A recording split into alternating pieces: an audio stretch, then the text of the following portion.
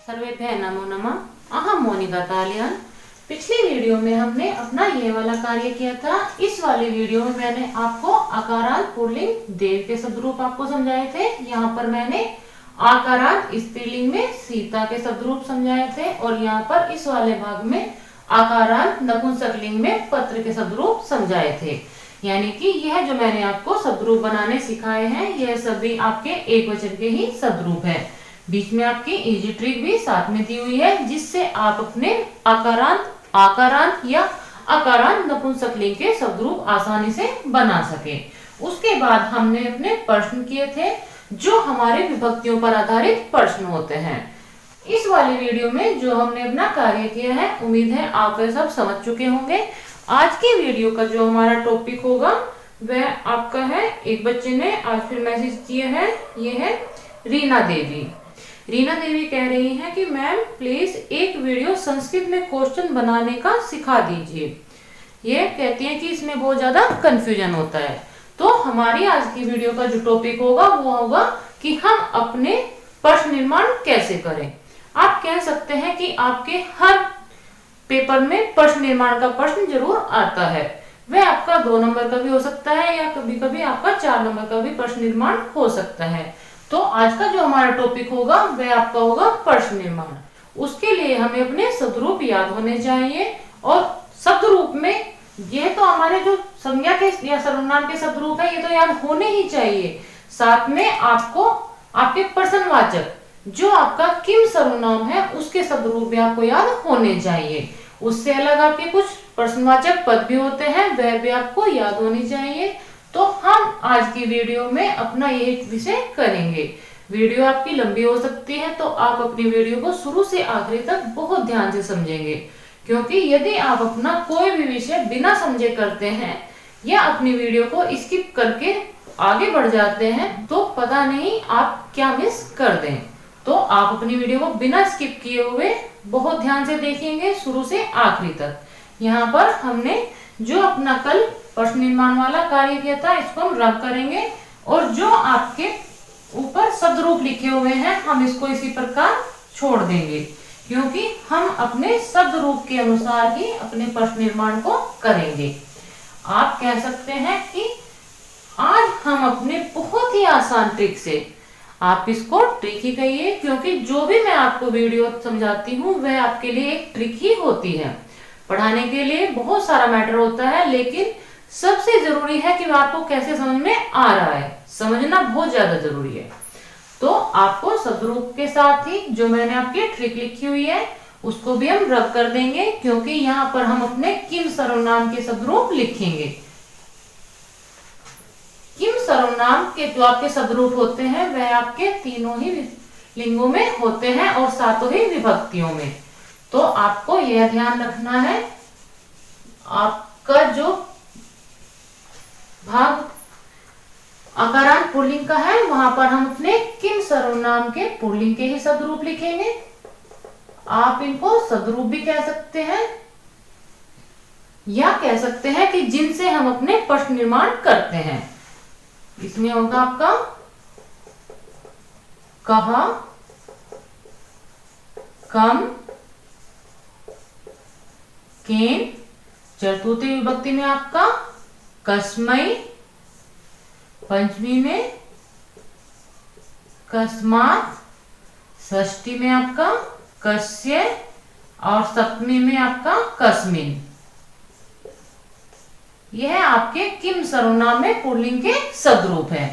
तो आपको अपने आकारांत शब्दरूप के ट्रिक तो याद ही है, तो वहां से भी आप अपने किम सर्वनाम के शब्दरूप याद कर सकते हैं।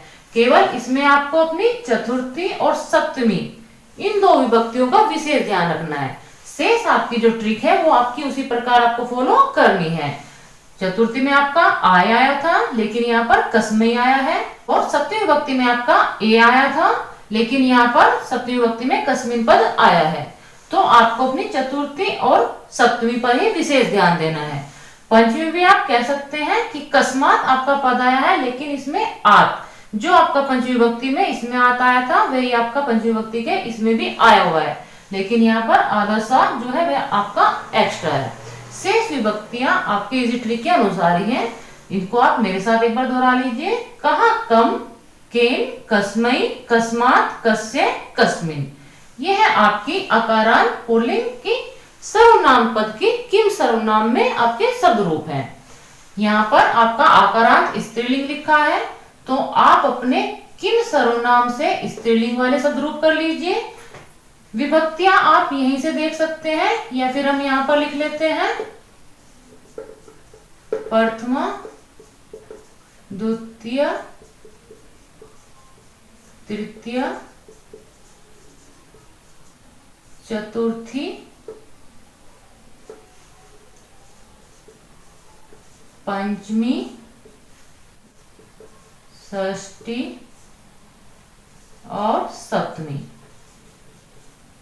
किम सर्वनाम में आपके सप्तमी विभक्ति तक शब्द रूप होते हैं। जो आपके सामान्य शब्द रूप होते हैं वह आपका संबोधन भी एक विभक्ति के रूप में प्रयोग होता है, लेकिन मैं आपको हमेशा सप्तमी विभक्ति तक ही प्रयोग कराती हूँ, क्योंकि जो आपका संबोधन है वह आपका प्रथमा विभक्ति का ही रूप होता है। उसको आप उसी प्रकार प्रयोग कर लीजिए। लेकिन आपका एक वचन में कहीं कहीं पर उसमें अंतर होता है, तो आप अपने संबोधन में एक वचन को ध्यान रखेंगे। शेष जो आपके सर्वनाम वाले पद होते हैं वह आपके सप्तमी विभक्ति तक ही होते हैं। यहाँ पर हम किम सर्वनाम के आकारांत स्त्रीलिंग के शब्द रूप करेंगे। किम में आपका हो जाएगा का,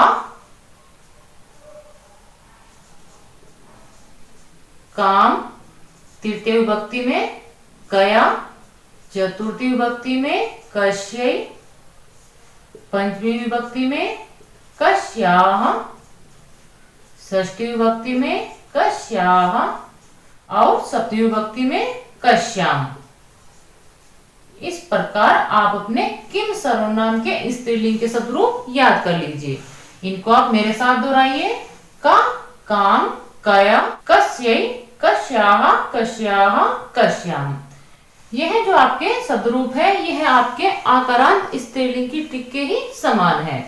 यानी कि आप अपने सामान्य शब्द रूप बनाइए या किम सर्वनाम के शब्द रूप बनाइए, दोनों में वही ट्रिक आपको फॉलो करनी है, इसमें कोई भी भिन्नता नहीं है। आप अपने आकारांत नपुंसकलिंग में करिए। इसमें आपका किम सर्वनाम से नपुंसकलिंग का शब्द रूप आपको करना है। आपको मैंने बताया था कि नपुंसकलिंग में प्रथमा और द्वितीय विभक्ति आपकी एक समान होती है। शेष सभी विभक्तियां आपकी तृतीय से सप्तमी तक पुल्लिंग के समान ही होती है। तो आप इसको यहाँ से फॉलो कर सकते हैं या आप इसको दोबारा भी लिख सकते हैं। आप जितना लिखित में अभ्यास करेंगे उतना ही आप अच्छा कर सकते हैं। तो यहाँ पर हम दोबारा लिख लेते हैं। केन, चतुर्थी विभक्ति में कस्मई। यही आपको ध्यान रखना है, क्योंकि जो हमारी आकारांत पुल्लिंग की विभक्तियां है वहां पर आय प्रयोग होता है।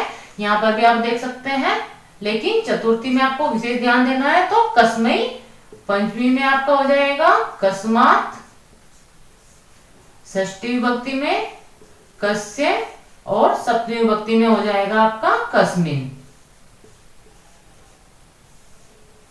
इनसे अलग भी आपके कुछ पद होते हैं जिनको हम अव्यय पद कहते हैं। प्रश्न निर्माण में आपके कुछ अव्यय पद होते हैं। अव्यय पद को आप जानते ही हैं कि जो आपके स्त्रीलिंग, पुल्लिंग और नपुंसकलिंग में यानी तीनों ही लिंगों में एक समान ही प्रयोग होते हैं। वे आपके अव्यय पद कौन से हैं उनकी भी हम तालिका यहाँ पर बना लेते हैं। जैसा मैंने आपको अभी समझाया था कि कुछ आपके प्रश्नवाचक पद होते हैं, उनको मैंने यहाँ पर लिख दिया है। और आपको समझाने के लिए कुछ प्रश्नों का निर्माण करने के लिए भी मैंने वाक्य लिखे हुए हैं। तो हम इनको विस्तार से समझेंगे, क्योंकि जो आज का हमारा विषय है वह आपका है कि हम प्रश्न निर्माण कैसे करें। उनके लिए हमें अपने किम सर्वनाम के तीनों ही लिंगों में शब्द रूप याद होने चाहिए।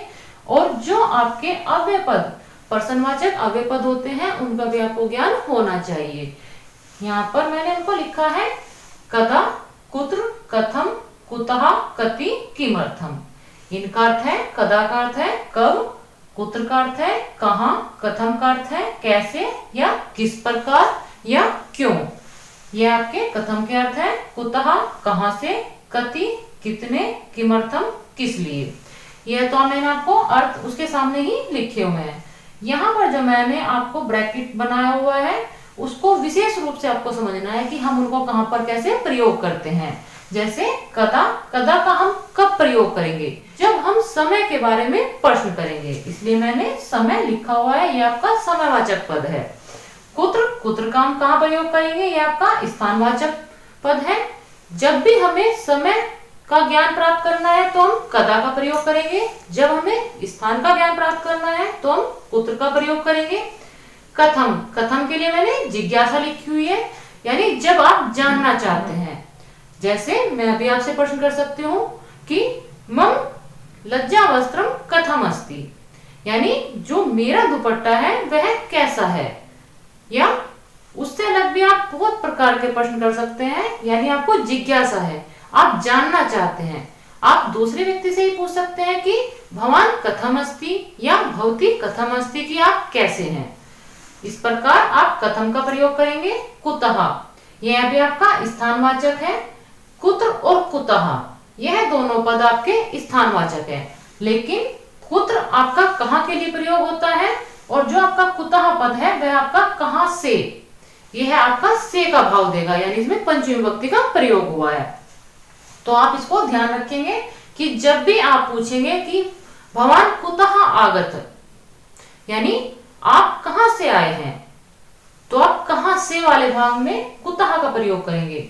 कति, यह आपका संख्यावाची पद है। जब भी आपको संख्याओं के बारे में पूछना है तो वहां पर आप कति का प्रयोग करेंगे, क्योंकि इसका अर्थ होता है कितने। किमर्थम, किमर्थम का अर्थ होता है किस लिए। यह भी आपका जिज्ञासा भाव में ही प्रयोग किया जाता है। जब आप किसी से जिज्ञासावश पूछते हैं कि किस लिए आप ये कार्य कर रहे हैं, आप इसके लिए बहुत आसान से प्रश्न कर सकते हैं कि भवान पुल्लिंग के लिए भी होता है और भवती स्त्रीलिंग के लिए होता है कि भवती किमर्थम पाठयति, कि आप किस लिए पढ़ाती हैं। इसका उत्तर आपकी इच्छा पर निर्भर करता है कि आप किस लिए उत्तर किस प्रकार देते हैं, लेकिन यह आपका जिज्ञासा में प्रयोग होता है। शेष आप अपने किम सर्वनाम से पहचान सकते हैं। ये आपको कारक चिन्ह भी ध्यान रखने हैं, यानी कौन या किसने, किसको किसके द्वारा या किससे, किसके लिए किससे।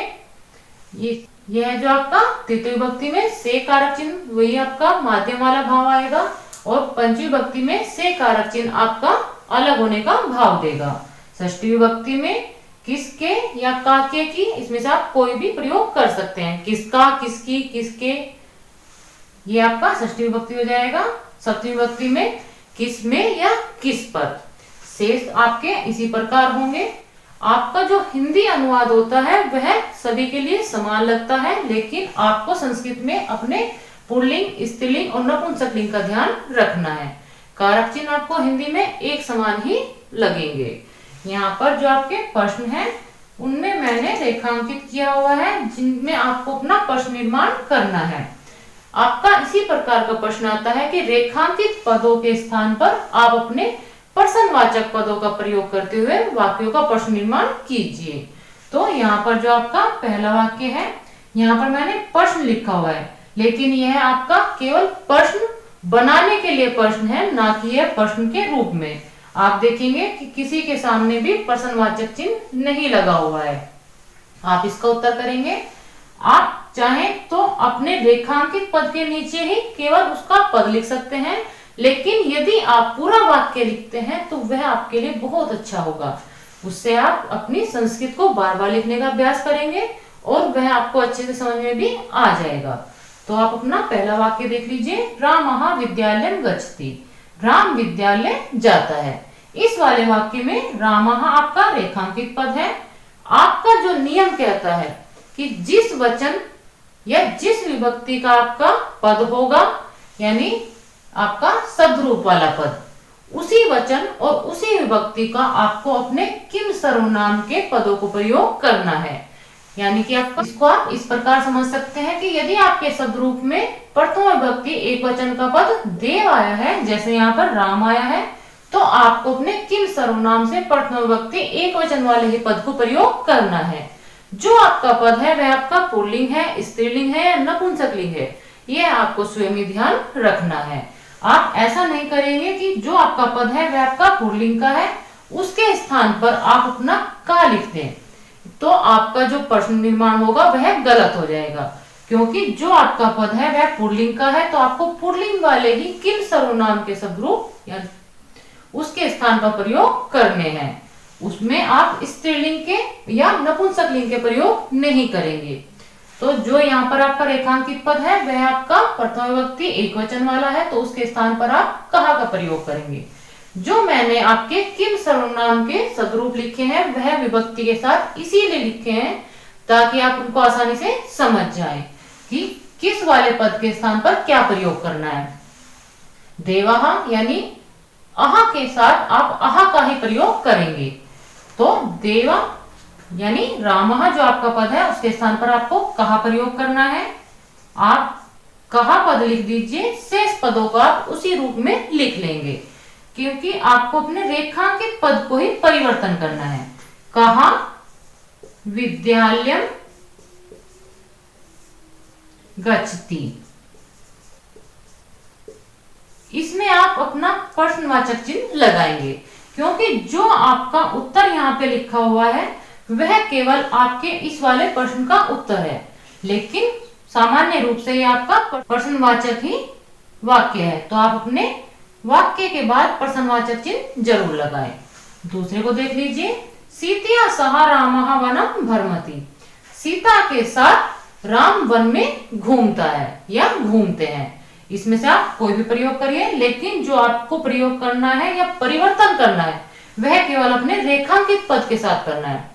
सीतिया, सीतिया को आपको ध्यान रखना है कि आपके कौन से वचन और कौन से लिंग का पद है। तो आप पहचान ही गए होंगे कि सीतिया आपका स्त्रीलिंग का तृतीय विभक्ति का पद है, तो इसके स्थान पर यानी सीतिया के स्थान पर आप कया का प्रयोग करेंगे। नियम बिल्कुल आपको याद रखना है कि जिस वचन, जिस विभक्ति और जिस लिंग का आपका पद होगा, उसी वचन, उसी विभक्ति और उसी लिंग का आपको अपना किम सर्वनाम से पद लेना है। तो यहाँ पर आप लिखिए कया, क्योंकि जो आपका सीतिया पद है यह आपका स्त्रीलिंग का तृतीय विभक्ति एक वचन का पद है, तो आप अपने किम सर्वनाम से स्त्रीलिंग के तृतीय विभक्ति एक वचन वाले पद लेंगे जो है कया। शेष पदों को आप ऐसे ही लिख लेंगे, कया सह रामः वनम भ्रमति। कया सह यानी किसके साथ। यहां पर आप कह सकते हैं कि के कारक चिन्ह आया है तो आपको षष्ठी विभक्ति का प्रयोग करना चाहिए था, लेकिन आपके कुछ उपपद भी होते हैं, उसकी वीडियो भी मैं आपको जल्दी बनाऊंगी, क्योंकि एक बच्चे ने कमेंट्स भी किया हुआ है कि हमें उपपद विभक्तियों पर भी आप विस्तार से समझा दीजिए या उनको वीडियो बनाकर सिखा दीजिए। तो वह वीडियो मैं आपकी बहुत जल्दी ही बनाऊंगी। जो आपके उपपद होते हैं उनके योग में आपकी निर्धारित विभक्तियां होती हैं। यदि आपके वाक्य में वह उपपद आया हुआ है तो आपका कोई भी कारक चिन्ह आपको दिखाई दे रहा है तो वहां पर आप उसको ध्यान नहीं रखेंगे। आपको अपने उपपद के योग में ही अपनी विभक्तियों का प्रयोग करना है। तो सह के योग में हमेशा तृतीय विभक्ति का प्रयोग होता है, और जहां पर आपका यह पद आया हुआ है उससे पहले वाले पद में ही आप अपनी विभक्तियों का प्रयोग करेंगे। तो यहाँ पर हो जाएगा किसके साथ राम वन में घूमते हैं। इसको आप कर लीजिए, इसमें भी आप प्रश्नवाचक चिन्ह लगा दीजिए क्योंकि अभी हमारा प्रश्न बन चुका है। अगला प्रश्न देख लीजिए, मोहनस्य जन्म 5 दिनांके अभवत्, यानी मोहन का जन्म 5 तारीख में हुआ। यहाँ पर आप अपने साइन से यानी एक ही मात्रा जो आपको दिखाई दे रही है इससे भी आप सत्य विभक्ति देख सकते हैं, और में कारक चिन्ह भी आपका सत्य विभक्ति का ही कारक चिन्ह है। लेकिन यहाँ पर आप ध्यान रखेंगे कि 5 तारीख को यहाँ पर आपको अपने अव्यय पद में से पद लेना है। यह आपका समय का ज्ञान करा रहा है, तो आप यहाँ पर ध्यान रखेंगे कि समय के ज्ञान में आपको कदा प्रयोग करना है।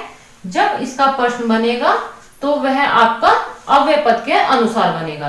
आप इसमें यदि सत्य विभक्ति का प्रयोग करते हैं अपनी विभक्तियों के अनुसार तो वह आपका गलत हो जाएगा।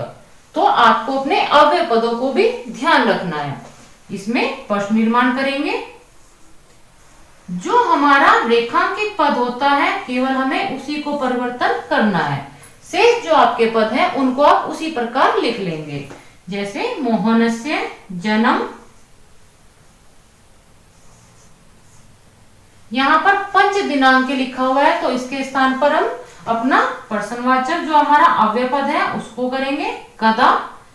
उसके बाद जो आपका पद आया है उसको भी आप उसी रूप में लिखेंगे। यहाँ पर आप प्रश्न निर्माण का जो आपका चिन्ह है प्रश्नवाचक उसको कर लीजिए। इस प्रकार आपका प्रश्न निर्माण के लिए वाक्य हो जाएगा कि मोहनस्य जन्म कदा अभवत्, मोहन का जन्म कब हुआ। आपका जो यहाँ पर प्रश्न है ये आपका बहुवचन है। मीनाः सरोवरे तरन्ति, यानी मछलियां तालाब में तैरती हैं। यहाँ पर आप सरोवरे, क्योंकि जो हमारा सरोवर है वह आपका अकारांत पद है और आप अपने ए से भी पहचान सकते हैं कि यहाँ पर आपके सप्तमी विभक्ति का प्रयोग हुआ है। लेकिन सरोवर एक स्थान भी है तो आपको यह भी ध्यान रखना है कि आपके प्रश्नवाचक जो पद हैं आगे वाले कहीं उसका तो प्रयोग नहीं हो रहा है। तो आप अपनी विभक्तियों को प्रयोग करने से पहले अपने अव्यय पदों पर भी थोड़ा ध्यान दे लीजिए, क्योंकि जो आपका सरोवर है वह स्थान को भी सूचित करता है। तो आप अपने स्थानवाचक अव्यय पद का प्रयोग करेंगे। आपको यह ध्यान रखना है कि स्थानवाचक में आपसे क्या पूछा गया है। स्थान के लिए कुत्र भी प्रयोग हुआ है और कुतः भी प्रयोग हुआ है। कुत्र जो है वह आपका सामान्य स्थान के बारे में है और जो कुतः का प्रयोग है वह अलग होने का भाव देगा। तो यहाँ पर आप प्रयोग क्या करेंगे, चलिए देखते हैं। पहले अपने जो हमारे अलग पद हैं उनको आप इस रूप में लिख लेंगे। सरोवरे के स्थान पर आप प्रयोग करेंगे कुत्र। इसके स्थान पर यदि आप कस्मिन भी प्रयोग करते हैं तो भी आपका वाक्य सही ही होगा, लेकिन आप कुत्र का प्रयोग करते हैं तो वो ज्यादा अच्छा होगा। आपको अपने अव्यय पदों पर भी बहुत ध्यान देना है, लेकिन कस्मिन भी यदि लिख देते हैं तो भी आपका वाक्य सही होगा। शेष पदों को आप ऐसे ही कर लेंगे। तरंती, इसमें भी आप प्रश्नवाचक चिन्ह का ही प्रयोग करेंगे। आपका प्रश्न बनेगा कि मछलियां कहाँ तैरती हैं, या आप कह सकते हैं मछलियां किसमें तैरती हैं या तैर रही हैं। दोनों ही प्रकार से आप प्रश्न बना सकते हैं, लेकिन स्थानवाचक में आपको कुत्र का ही प्रयोग करना चाहिए।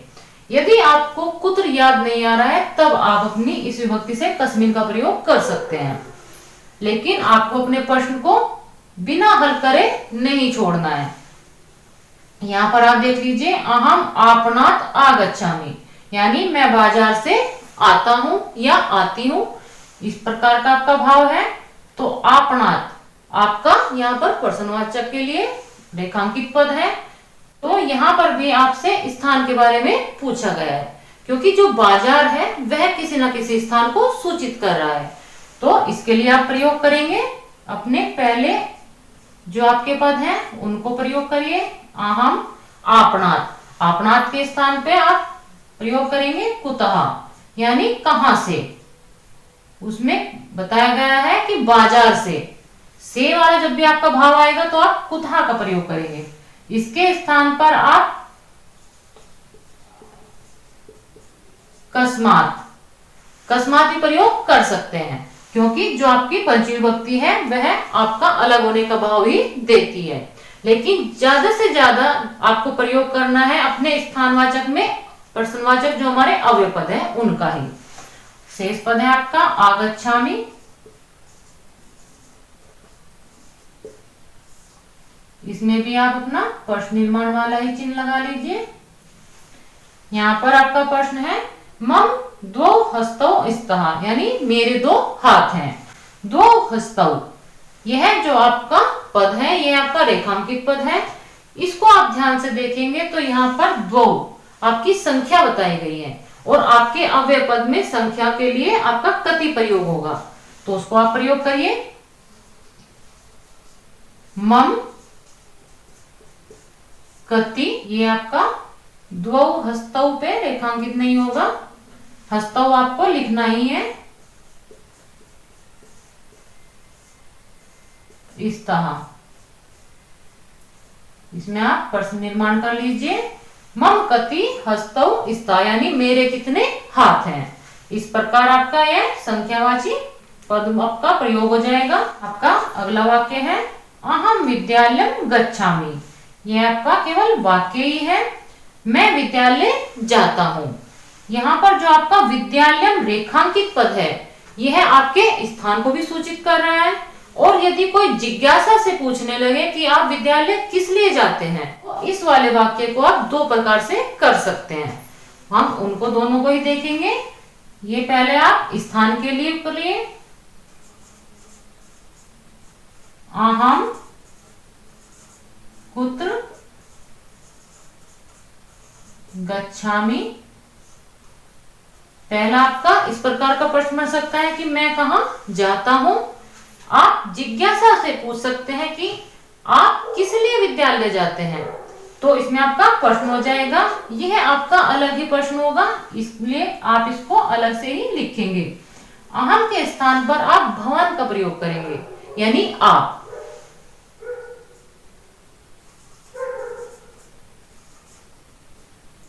भवान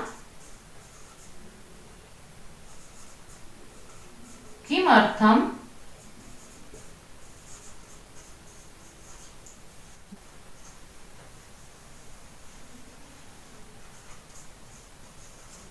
गच्छति। यह आपका जिज्ञासा वाला प्रश्न है कि आप किस लिए विद्यालय जाते हैं। यहाँ पर हमने इसका प्रयोग किया है। तो आप अपने अव्यय पदों को याद रखेंगे, अपने किम सर्वनाम को याद रखेंगे।